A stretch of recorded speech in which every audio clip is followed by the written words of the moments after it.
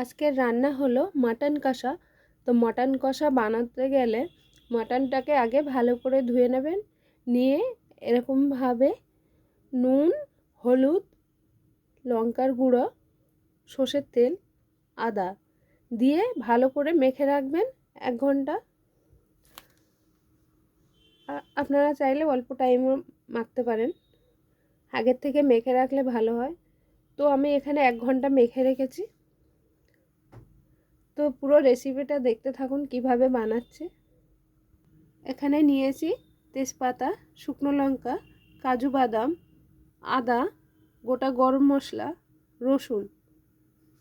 এখানে নিয়েছি কুচানো পেঁয়াজ আর নিয়েছি টমেটো। এই মশলাটা আমি এখন ভেজে নেব। মশলাটা ভাজার জন্য কড়াইতে আমি সর্ষের তেল দিয়েছি।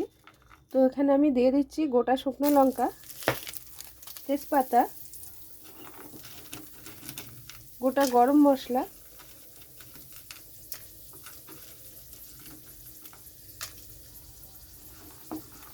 এখানে আমি দিয়ে দিচ্ছি রসুন।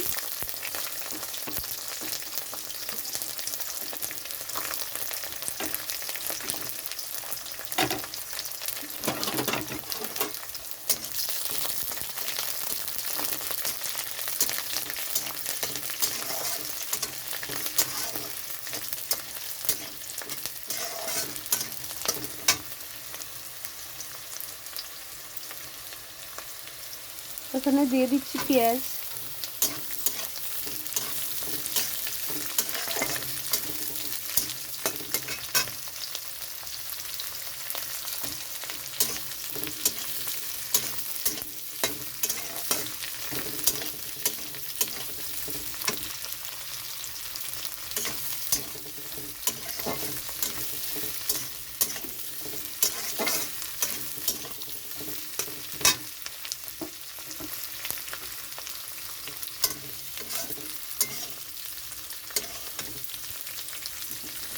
এখানে দিয়ে দিচ্ছি আদা।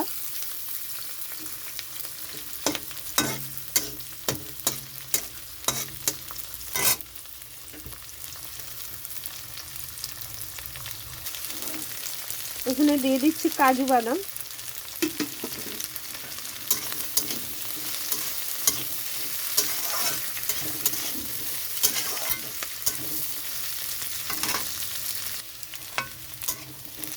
তো এখানে আমার মশলাটা ভাজা হয়ে গেছে, দেখুন এরকমভাবেই ভেজে নিতে হবে। তো ভাজাটা আমি এখন নামিয়ে নেব। তো মশলাটা আমি ভেজে নামিয়ে নিয়েছি। এখন আমি মিক্সিতে মশলাটা বেটে নেব। আর খাসির মাংসটা কিন্তু এরকমভাবে মেখে রাখতে হবে। এই রেসিপিটা বানাতে গেলে মাংসটা এরকমভাবে মেখে রাখবেন, খাসির মাংসটা, আর এরকমভাবে মশলাটা ভেজে নেবেন। তো কড়াইতে আমি সর্ষের তেল দিয়ে দিয়েছি মাংসটা রান্নার জন্য পরিমাণ মতন। তো সর্ষের তেলটা গরম হয়ে গেছে। এখানে আমি দিয়ে দিচ্ছি গোটা তেজপাতা, দিয়ে দিচ্ছি পেঁয়াজ,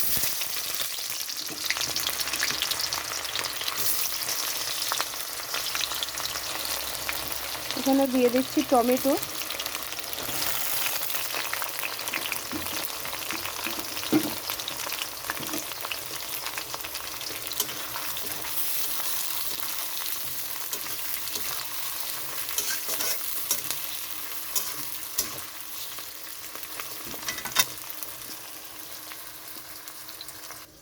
তো এখানে মশলাটা বাটা হচ্ছে।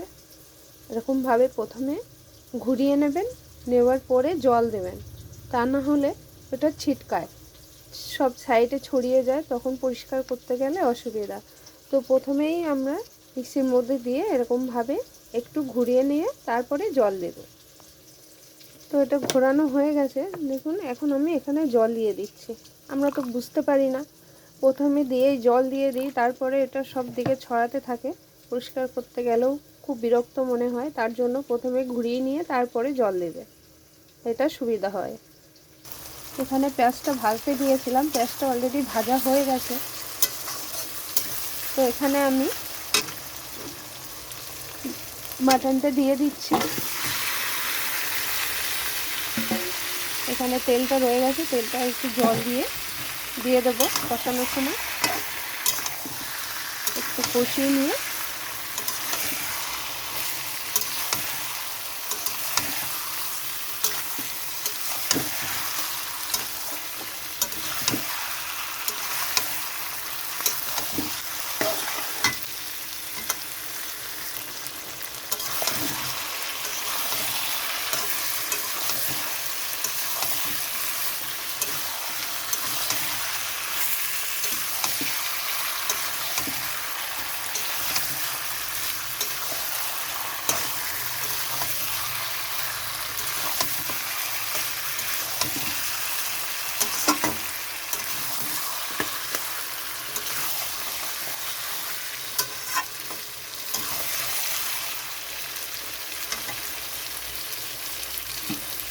এখানে মশলাটা থেকে গেছে, একটু জল দিয়ে আমি এটা দিয়ে দিচ্ছি কষানোর জন্য।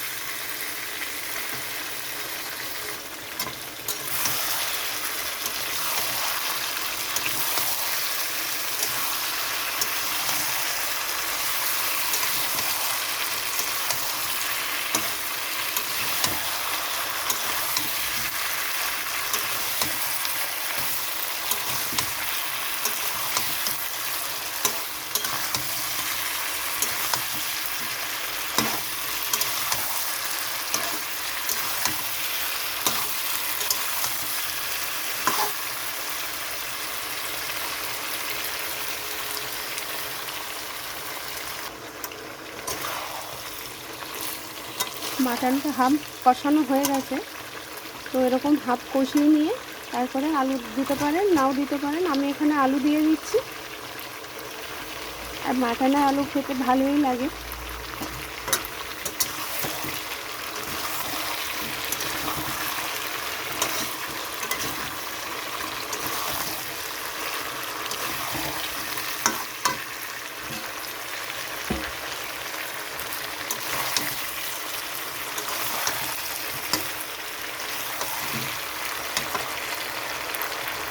এখানে আমি অল্প পরিমাণে নুন দিয়ে দিচ্ছি, আমার নুনটা আগের থেকেই দেওয়া আছে, তো সেটা বুঝেই দিতে হবে। এখানে নুন দিয়েছে, এখানে দিয়ে দিচ্ছি একটু গোলমরিচ গুঁড়ো,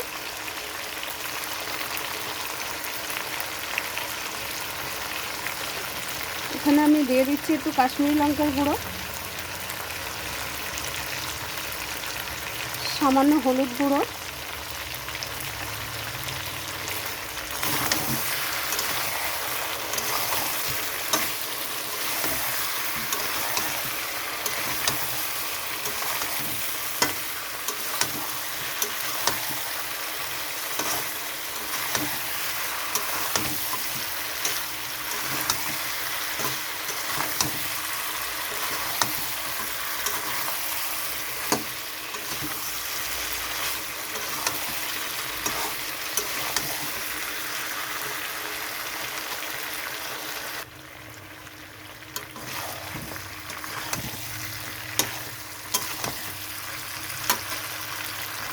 এখানে আমি দিয়ে দিচ্ছি ভাজা মশলা বাটা,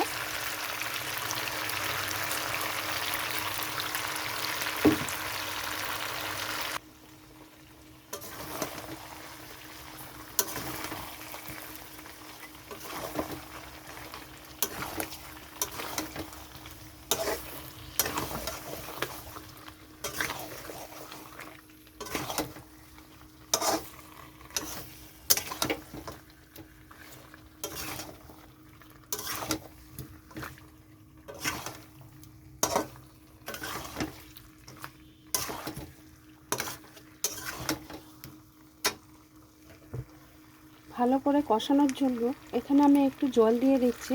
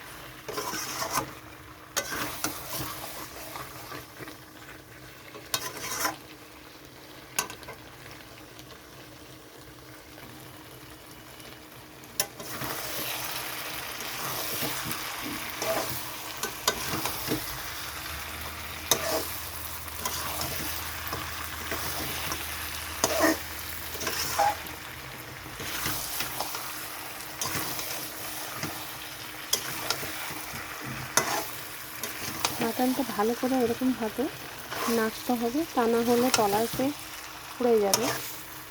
তো নিচটা যাতে না লেগে যায় তার জন্য বারবার আমি এটাতে নাড়তে থাকছি।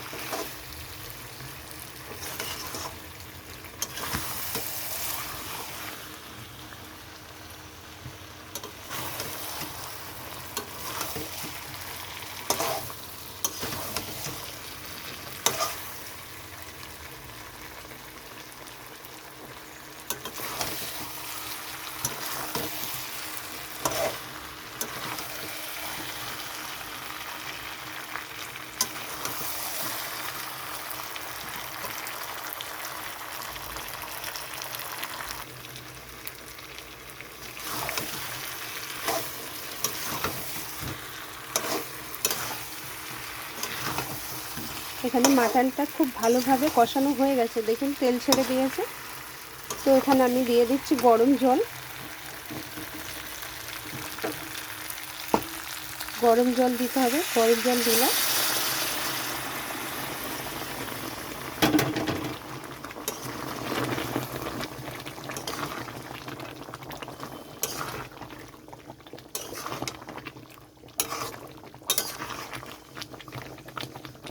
গরম জল দিলে খুব বেশি টাইম ফুটাতে লাগে না, আর ঠান্ডা জল দিলে খুব বেশি টাইম ফুটাতে লাগে। আর মাংসটা গরম জল দিলে ঠিকঠাক সিদ্ধটাও হয়ে যায়, ঠান্ডা জল দিলে একটু দেরি হয় সিদ্ধ হতে।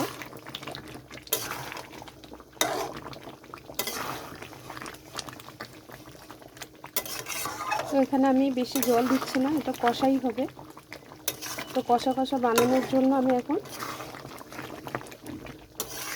এটা প্রেশার কুকারে দিয়ে আমি সিটি দেবো 4টে। প্রেশার কুকারে না দিলে মাটনটা সিদ্ধ হবে না ঠিকঠাক। কুকারে দেওয়ার আগে ভালো করে এরকম ফুটিয়ে নেবেন, নেওয়ার পরে তারপরে দেবেন। তো আমি এখানে খুব ভালো করে ফুটিয়ে নিয়েছি, এখন আমি এটা প্রেশার কুকারে দিয়ে দেব। প্রেশার কুকারের মধ্যে মাংসটা ঢেলে দিয়েছি সিটি দেওয়ার জন্য। তো এখানে আমি প্রেশার কুকারটা নামিয়ে নিয়েছি 4টে সিটি দিয়ে।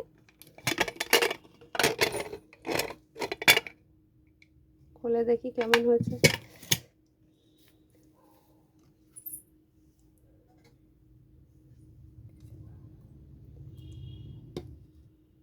সব কিছু ঠিকঠাক সিদ্ধ হয়ে গেছে।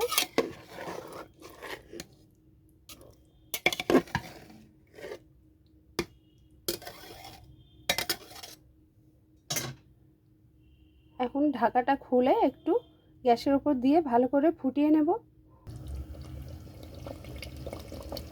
তো প্রেশার কুকারের ঢাকাটা খুলে এরকমভাবে ভালো করে ফুটিয়ে নিতে হবে।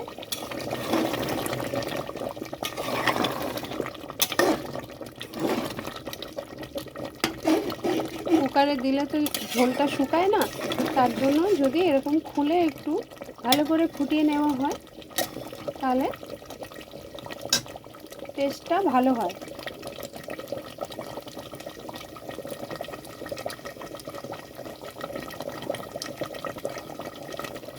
তো এটা এখন নামিয়ে নিচ্ছি, হয়ে গেছে। তো রান্নাটা নামিয়ে নিয়েছি। কেমন লাগলো রান্নাটা অবশ্যই জানাবেন, লাইক কমেন্ট শেয়ার করবেন আর চ্যানেলটা সাবস্ক্রাইব করবেন।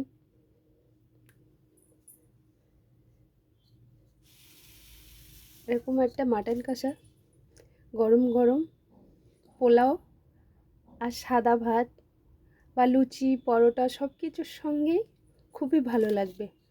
তো আপনারা বাড়িতে অবশ্যই বানাবেন, খেয়ে দেখবেন।